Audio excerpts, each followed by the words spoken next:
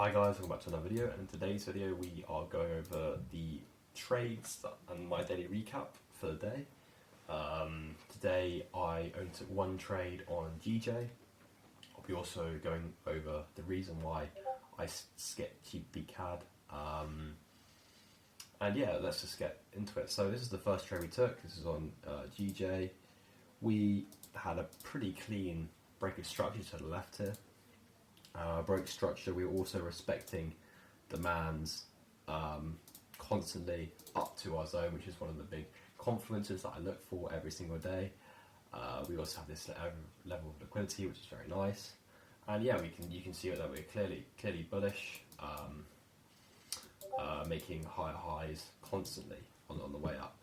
I know a lot of people got stopped out on this. A lot of people didn't believe I entered the trade. I had to show you my receipts and proof that I actually entered on my MT5. I sent that in my Discord to everybody. But yeah, we got a decent entry here. The spreads this morning were terrible on the JPY pairs. My entry was here, and it was maybe at the flip of this candle right here. So what turned from a 1 to 4 turned to a 1 to 2.5, which is very frustrating. My stop loss was just below the wick here, and I did manage to stay just in the trade. We took it for a 1 to 2.5, which is very nice. The second trade was this trade, which was very nice looking on GBPJPY. As you can see on the 30-minute time frames here, we have our trade. I didn't personally take this trade though. For me, there was just too much things telling me that price is going to continue going up.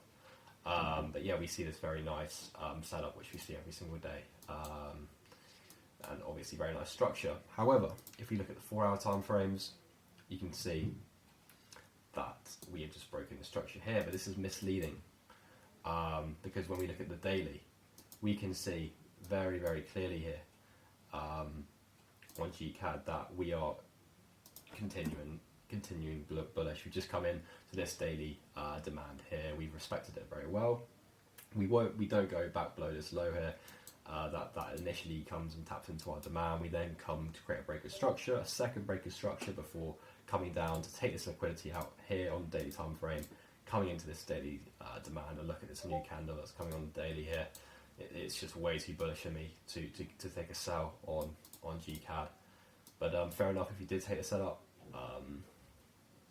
But for me, using my high time frames, on here we can see this break of structure and this clear liquidity being created below this low here.